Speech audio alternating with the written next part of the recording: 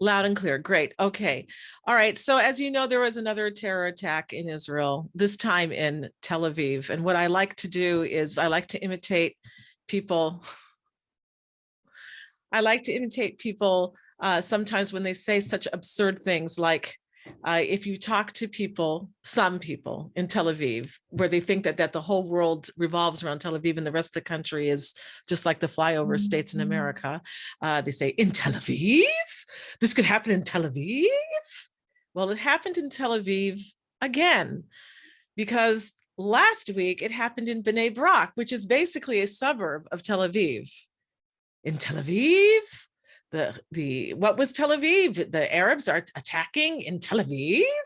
Tel Aviv, where all the leftists are, where all they love to be politically correct, and they love to be woke, etc., etc. In Tel Aviv, you know, it's late at night now. I'm tired. I was going to go to bed. I was going to go to bed, and I had a long day today.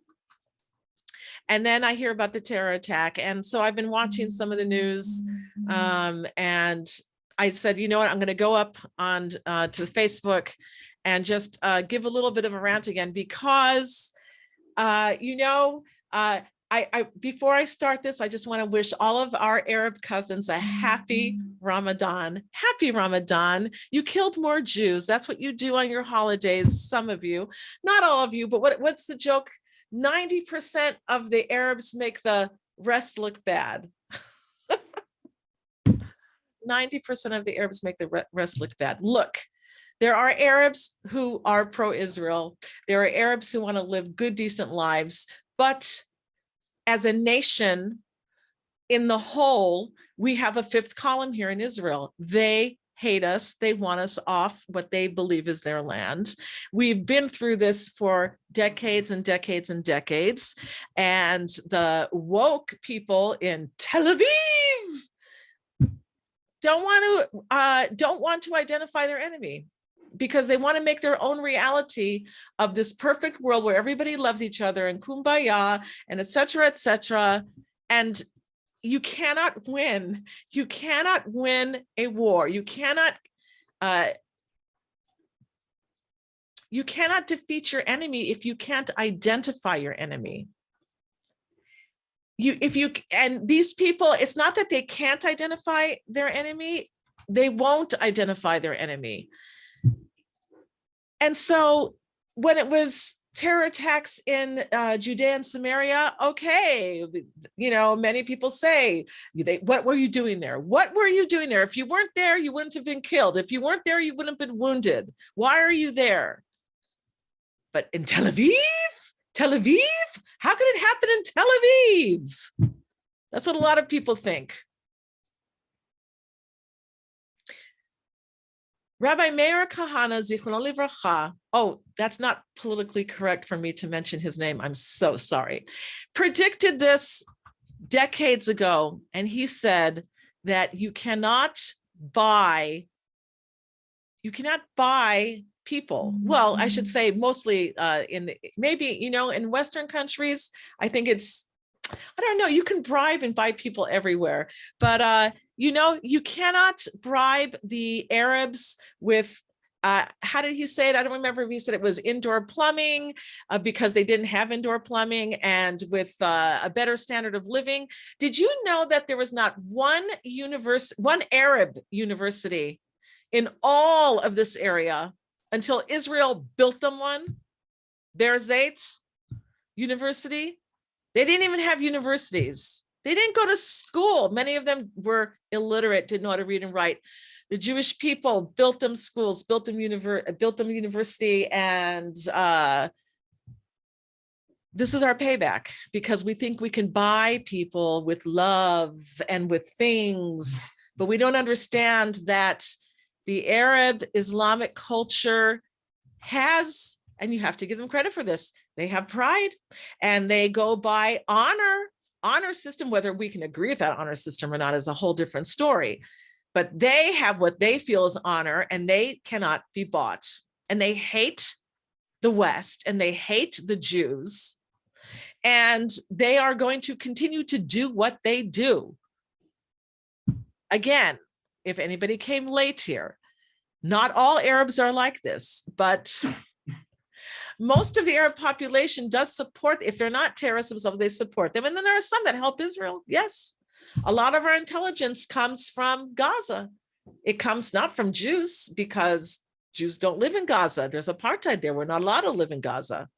Yes, there's apartheid in Gaza. Jews are not allowed to live in Gaza because the Arabs don't want our dirty little feet, quote unquote, Mahmoud Abbas, what he said about us. They don't want us there. So who gives us the information? Arabs who hate the Hamas, who know how corrupt it is, and they help us because they want Israel to come back in.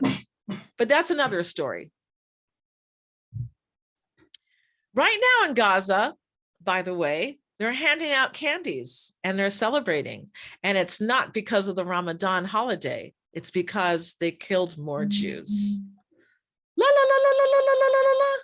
We're talking about a culture that hates us so much, and I say this sadly, that they will strap a bomb on their own children just to send them out to kill Jews.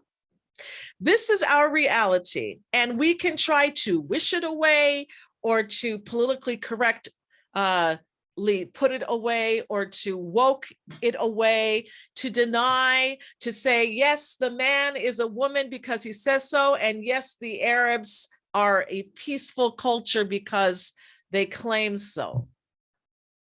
But of course, this is unfortunately not true. I wish to live in peace with everybody. We're all brothers and sisters, the Arabs, the Jews, the Christians, the Hindus, people all over the world. We all share the same mother and father. Our mother and father are the same, Noah. And before Noah, Adam and Eve. Why should we be fighting each other? Why should we be killing each other? But not everybody thinks like me. Not everybody thinks like you. And here we are with at least two more people dead, 8 injured, gunned down in Tel Aviv. Tel Aviv. How could it be in Tel Aviv? How could it be?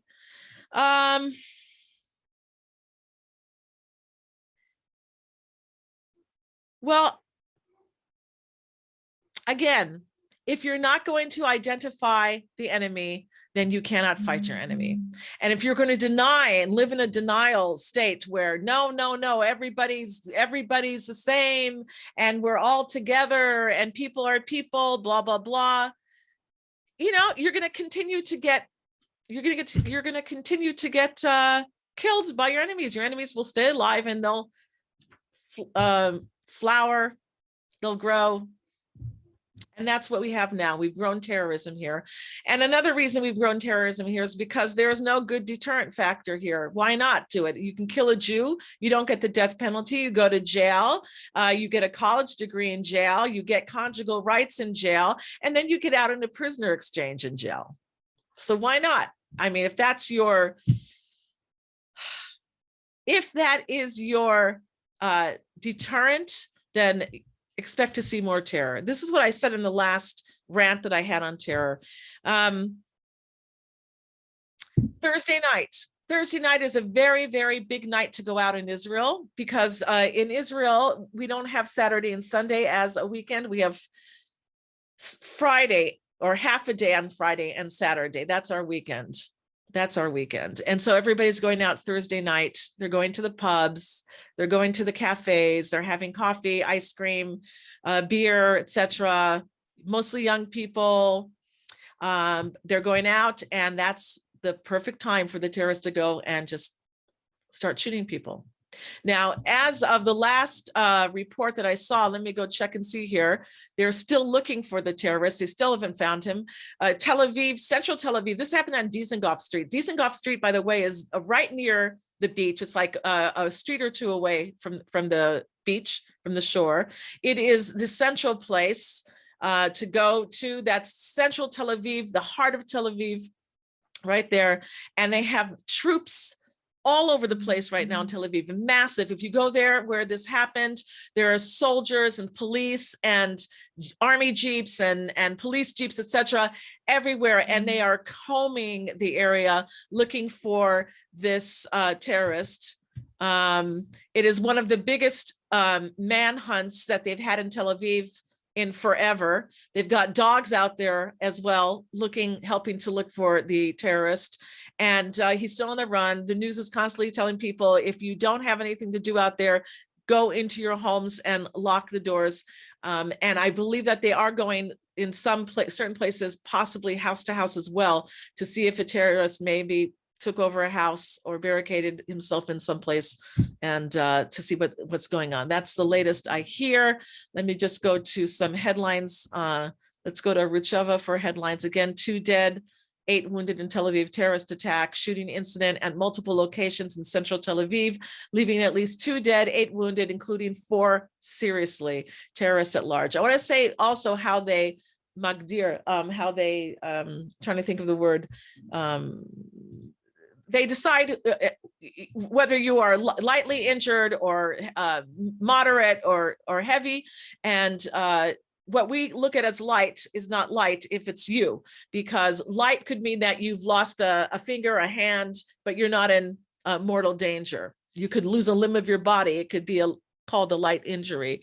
You know, you lose your fingers or whatever it is. Usually what they do before they announce that they are dead, they say anush, which is basically, I don't know how to translate that. It's very late at night. I'm very tired, but basically you're almost dead. Okay. And a lot of times they do that because they want to be able to notify the families before they come out with any deaths.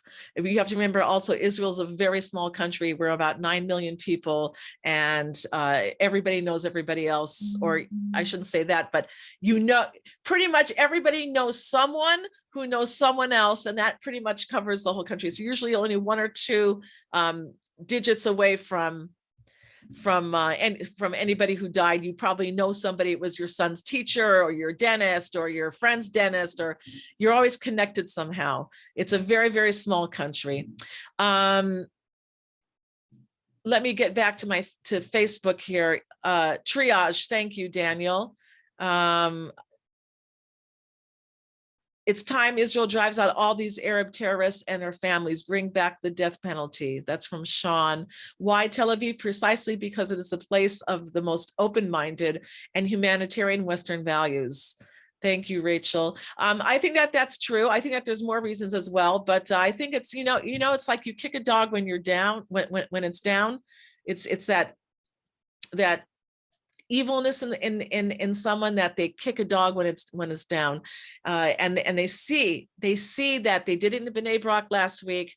But Tel Aviv is like the golden scepter of Israel. The rest of the country can be under rocket fire. The north of the country under rocket fire, the south of the country under rocket fire, and Israel swallows it, gulps it down because they don't want an escalation.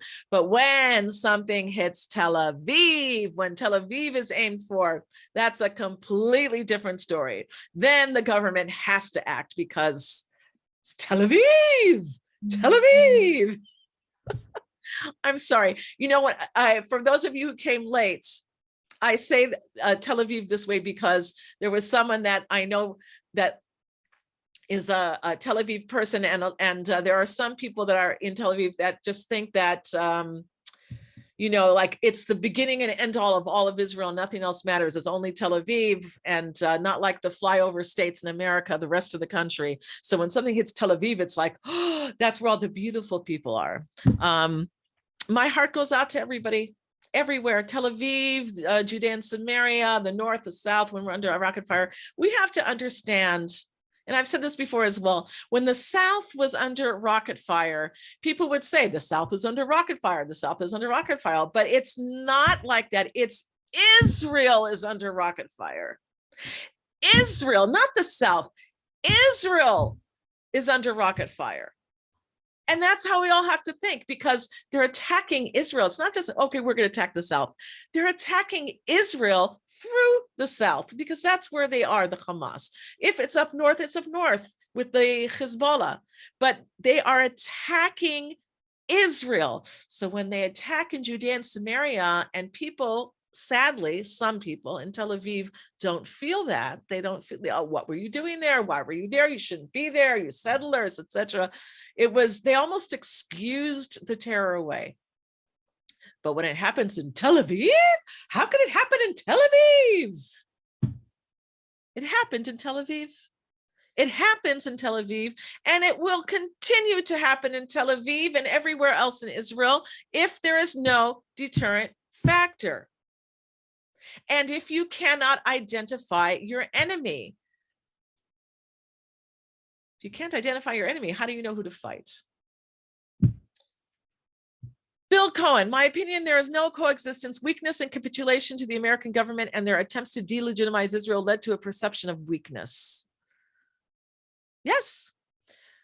Rakir Ann, I have a bad feeling that this is going to get worse and worse. And yes, Bill Cohen, our government here in the USSA, that's cute, sadly, is nuts, insane. Okay. Yes. So, I mean, I don't know what to say. Sometimes my heart hardens because if I feel too much, I will really go berserk. I'm letting out some of my pent up anger now, but you know, I'll say what I said in my last rant. I used to be a news anchor, and I used to write the news and report the news. And the day of a terror attack was very difficult, especially when the numbers kept going up and up and up. But it wasn't the hardest day. It wasn't the hardest day for me. The hardest day for me was the following day, because the following day, the numbers of people weren't numbers anymore. They were people. Now it wasn't 7 people dead, 8 people dead. It was Moshe Shapiro that is dead. And Moshe Shapiro, I hope there's no Moshe Shapiro's listening, was a teacher, and he used to take the kids on trips and they loved him. And then the other one, it was Shula, whatever her name is. And she was a young mother of 2, and she was pregnant, and she was a musician. The numbers become people. And that was the hardest day for me. And I know as upset as I am now about this, and angry and sad and enraged, I'm going to be worse tomorrow when the victims names are read out on the news. It's always how it is, because then it's not numbers that died, it's people. Now it's up to 12 ptsuim, it's 12 injured. 4 of them are in critical condition, and 2 are in moderate condition. Moderate condition, by the way, is very serious. You should know. They're showing footage here now on Dizengoff Street in Tel Aviv of a religious man sitting on the sidewalk and saying the Psalms, and a soldier is helping him get up and is moving him. So that's a good thing to do, by the way, instead of just sitting here and being angry, is to say Psalms, is to pray to God, and to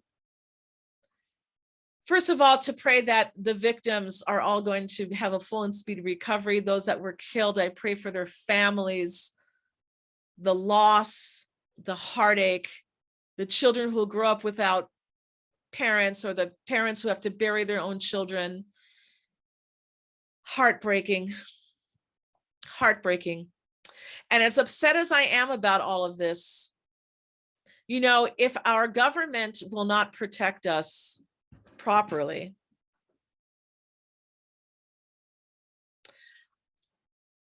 you know, don't even do it for us.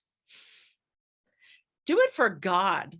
Because when the Jewish people and Israel are attacked, it's not just a terrible tragedy for us, but it's a chilul Hashem. It's a desecration of God's name, that they can go and kill the children of Israel whenever they want to. They just send out a guy with a gun and start shooting people and killing people. And we can't even find him still. He's still not found, at least at this point. We haven't found him yet. And there's a huge manhunt out right now. All of central Tel Aviv now is covered with soldiers and police doing door-to-door alley searches everywhere. It's just, Tel Aviv has not seen anything like this in decades, probably, and or at least for years. God's name is being desecrated here when we let this happen. and we don't have proper deterrent factors. We have to identify the enemy. We have to stop being people who care about political correctness and start being people who care about life and justice and safety for our children. And for Moshe Shapiro or whoever it is, I'm just making up names right now. This one, that was killed in cold blood. They went out Thursday night to have a good time with their friends, go to a cafe, go to a pub, have a beer, have an ice cream, have a coffee. It's warm weather in Tel Aviv in the evening at this time. And people are going out on a Thursday night. It starts the weekend here in Israel, and they're dead. They're just dead now, or wounded. Maybe never the same. Steve Miller, how much do you think that President Houseplant, he means President Biden, his policy of refunding the PLO is responsible for this uptick, or is it because of Ramadan again? I think it's both, and I think it's more than that. I think it's a lack of a deterrent system. What happens to them? They're heroes. Right now, they're passing out candies in Gaza, and they're celebrating, and it's not because of the Ramadan. It's because Jews were killed. Michael, Israel has only executed one criminal, the Nazi Eichmann. The rationale behind not executing terrorists has been not only that this would not serve to deter further acts of terror, but that the very act of execution would serve to elevate the status. Okay, I'm not even going to read more. Michael, I think you're a really nice person. I've met you. I think you're really, really nice. You and I do not agree politically. You are way over the love your enemy and everything. He just needs love and he'll be okay. And we have to show the world what wonderful, kind people we are. We have to show the world that we care about our own people. We have to show the world that we're going to protect our citizens. That is number one. And if someone doesn't like me, then that's their problem. I am going to protect my citizenry. It's my job. It's the government's number one job is not to give out vaccines and to make all of these laws that are extra that they don't need even to get into in our private lives. Their number one job is to protect its citizenry, and afterwards to do these other things. But the number one thing for government is to protect its citizenry. And if that means that we have to have a death penalty for cold-blooded murderers who are never going to be reformed because it's an ideological thing that they have, that they're coming to die, they think they're going to be rewarded in the next world. There is no other thing to do but to give them their wish. It is their wish. That's my opinion. You can agree, you can disagree. You have a right to your opinion. Fine, that's okay. I don't have a problem if you disagree with me. I really don't. Everyone has a right to their own opinion, but I know what works. And I know that if there was a deterrent factor, I know that if you went into Arab villages where they have youth groups for Hamas and Hezbollah and ISIS and all of these other things, if they knew that their older brother, Muhammad, got picked up and got put in jail and got a severe penalty for it, they would say, oh, I'm scared. I'm not going to go. I'm going to be, keep my nose clean. I don't want to have that trouble. It's a natural thing for all people, not just Arabs or Jews or anybody else. When there are consequences that are too heavy a price to pay, people don't want to do it. It's not worth it for them. And that's my opinion. You can disagree. It's fine. Let's see here. How much? Okay, no, sorry, Derry. Pay close attention. Palestinian news agency reports on terror. They're obviously not aiming for a two-state solution, but rather for one state with no Jews. This is true. They say from the river to the sea, Palestine will be free. That's what they say. If you look at the Palestinian Authority symbol, the tag that they wear, I don't know if they wear it on their shoulder, but or on their chest, but they have a picture of all of Israel. It's not just the Palestinian Authority areas, it's the entire land of Israel. So you know what they want. They want no Jews here. And if they do keep some Jews here, we would be on dhimmi status. Jewish people, however, are good people. We let everybody believe in their religions, and there's freedom here for them to do that. In fact, I will say this again, as I said in a previous video, Arabs in Israel enjoy more rights, more freedoms here in Israel than they do in any other Muslim Arab state. More here. Even in Egypt and in all these other places, if a journalist should write bad about the government, you don't find that journalist anymore many times, or they get taken in and tortured and beaten, et cetera, et cetera. Let's see. Okay, let me just check some headlines again, see if anything's changed. Again, they're still looking for the terrorists as far as I understand. Let me go to, let's see. So they're still having a manhunt. There's still massive police and military forces out on the streets I see in Tel Aviv. And remember, everybody, it's a warm evening in Tel Aviv. It's not so cold. And I don't know what's going to happen. I think if you are living in Tel Aviv right now in the city center area where Dizengoff is, you are going to be very anxious because he has not been caught, this terrorist, and he's still out there. Something has to be done, because when the government comes and says, don't worry, we're going to catch them, like, what, you're supposed to give them an award for that? That's their job, to catch them. It's not just their job to catch them. It's their job to prevent things like this. It's their job to protect their citizens completely. We should not have to live like this. You go out because you want to have an ice cream or some cake and coffee with your friends, or a beer with your friends on the Thursday night in Tel Aviv, and you wind up dead or wounded for the rest of your life. I want to share another story with you. I remember once I went to volunteer to, help terror victims.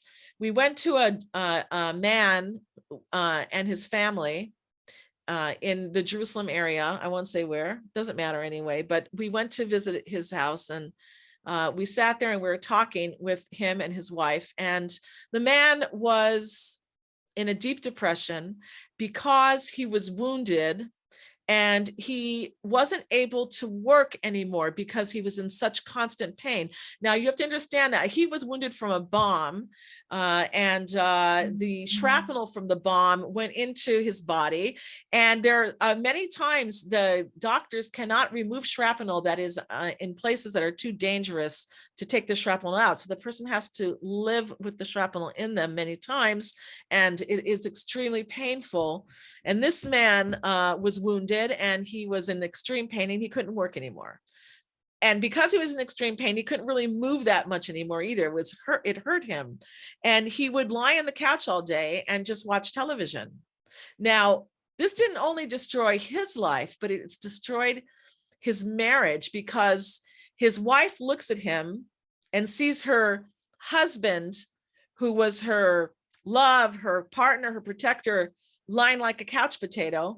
And though she loves him, and she does love him, after a while, it gets very frustrating that the burden has come on you. So all the burden of supporting the family now was on the wife. And though the government sometimes gives out money for wounded people, it's not enough. It's never enough. So everything fell on her head. There's a lot of resentment there. And then the children. The children look at their father lying there day after day on the couch watching television, and they've lost total respect for him. And it doesn't matter that it's not the father's fault.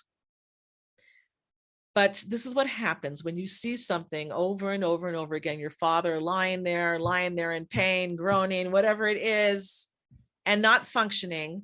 He's lost essentially not just his family, but his life. He's alive, he's breathing, but he's alive, but he's dead. Sina, Bibi, a better leader? I'm glad you asked that question. I want to talk about Bibi for a second. Benjamin Netanyahu is an extremely talented politician. He is a leader. I don't know if he's always a good leader, though. And I don't think that though he is, in my opinion, better than Lapid and Bennett, who you cannot trust, and or Lapid, who maybe you can trust. He might do what he says, but it's totally not our value system. It's totally left-wing, secular, doesn't like the religious people, et cetera, et cetera. So is Bibi better? Yes, I would say that Bibi is better than them, but I will certainly say that Bibi is not the answer. Everyone's thinking, oh, Bibi might come back in power again now. We're going to be saved from this Muslim Brotherhood government. But you know what? Benjamin Netanyahu was the prime minister of Israel for at least the last 10 years. And we had terror attacks, and we had the South under rocket fire all the time. Israel was being attacked constantly. The North was attacked. We had high prices, high taxes, very difficult to make a living in Israel when you compare it to America or other places. It hasn't been rosy under Netanyahu. He has not been any messiah. He has done many things that have made Israel proud. He was had good relations with the United States, get standing ovations in the Congress. He had good relations with Putin. He was able to bring the East and the West together in a sense because Putin liked Bibi and Trump liked Bibi, and they trusted Bibi. And so it was very good. They could even talk to each other through Bibi, which is very interesting. That's all gone now, but that doesn't make him a savior for Israel. He's a good politician, but we don't like politicians.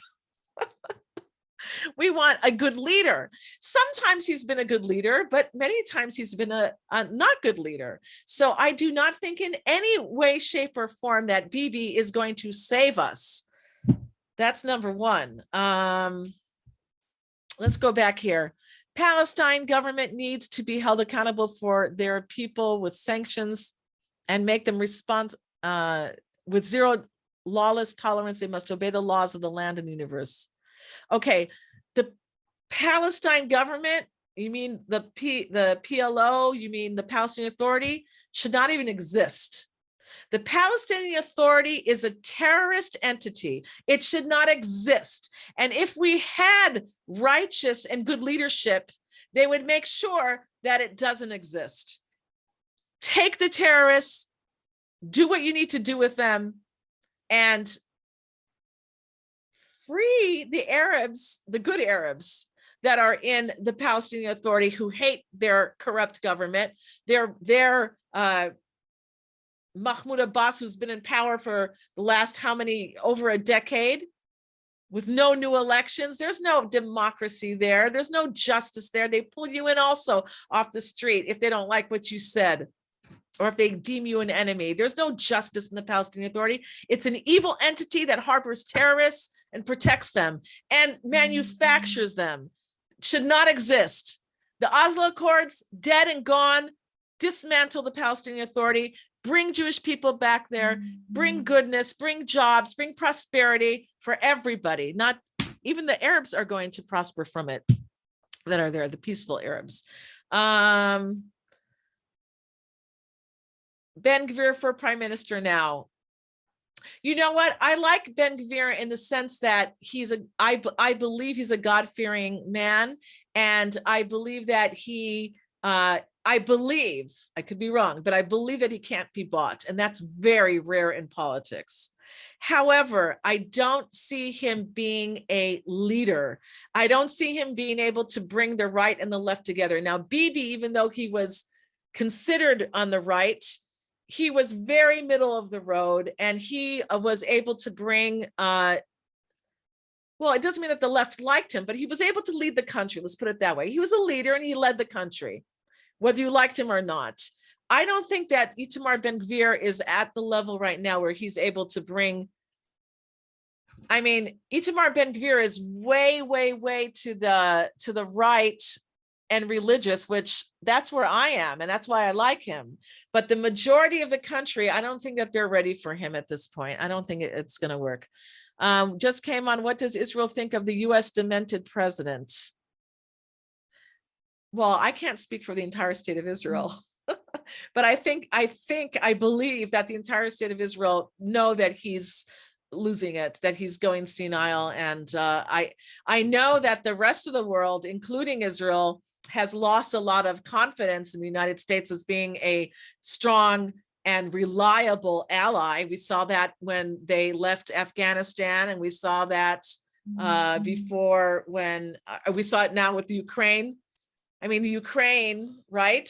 They're begging NATO and the United States, give us weapons, help us. And what are they doing? They're putting sanctions on Russia, and they say you have our solidarity. Well, they can take the solidarity to the grave. That's not going to help them, the solidarity. I think that's how most Israelis believe, but I can't speak for everybody. Tamar, do you think we're heading towards a fifth election, or will Yamina get their act together? Well, I understand that they're trying to bribe Edith with being the health minister, to bump her up, give her a job promotion to being a minister here in Israel for health.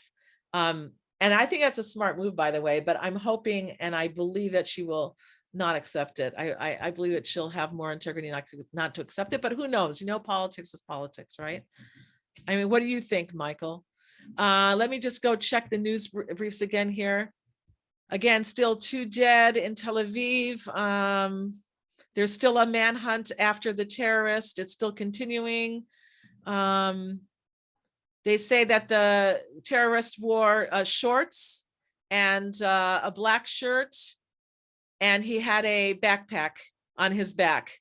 So I guess they're looking for that. Yeah, well, if the terrorist is holed up in some house holding people hostage, I hope not.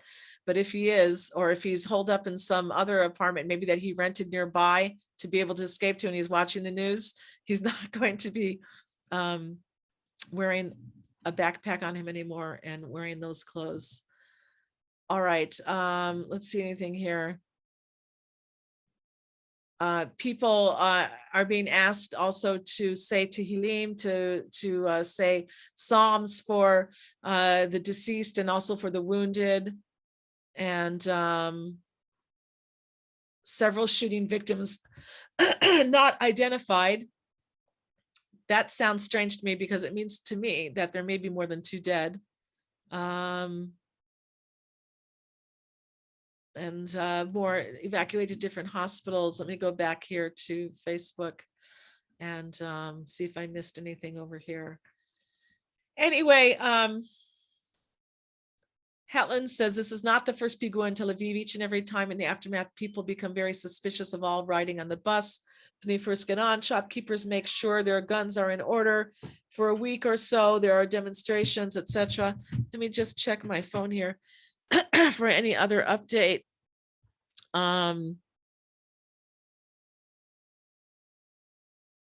Okay, 14 people wounded, 4 badly. That's the latest report that I've gotten here. 14 people are wounded, 4 badly, critically. Let's pray for them. Tel Aviv, yes, it happened in Tel Aviv. And I mean, I'm not shocked. I'm not surprised at all. I'm angry about it. They're my people, even though I may not be in a Tel Aviv head of, their value system and what they think is important, but they're my brothers and they're my sisters. And I don't care where a Jew is, whether they're in Tel Aviv or whether they're in Judea and Samaria, or whether they're in Argentina or Ukraine or anywhere else in the world. We have to take care of each other, and we have to love each other and care for each other. And by the way, I'll expand that to every human being. When, I do not like Ukraine. I have to say the Ukraine and Ukrainians historically have been terrible to the Jewish people, but my heart still goes out to the people who are dying and being wounded there. I feel terrible for them. I have compassion. It's human compassion for people. So though I may not like the country because of what they've done to my people, I mean, my own ancestors raped and killed. My husband's grandmother Yes, my husband's, well, we're in our 60s. So my husband's grandmother, who had to run into the forest with her sister to try to escape when they came into her village and were raping and killing people. She didn't want to be raped. I think she was maybe 15 years old. This is how our people have to live. Their neighbors go and do things like this to them. The Ukrainians, I don't have a lot of wonderful, warm feelings, but I still have compassion for them. They're human beings. They're my sisters. They're my brothers. Again, in the sense that we're all children of Noah, and before that, Adam and Eve. We're all one big family. We should care about each other. All right. Can I bring any of you online with me? Am I able to bring you? I'm not sure if I'm able to bring you up to the microphone or something. I know a lot of technical things, but I'm not a doctor. I don't have a doctorate in it. So there's some things I don't know how to do. Anyway, I will end this now. I'm really tired. I need to go to sleep. I had a really hard day today. You can see on my face. Pray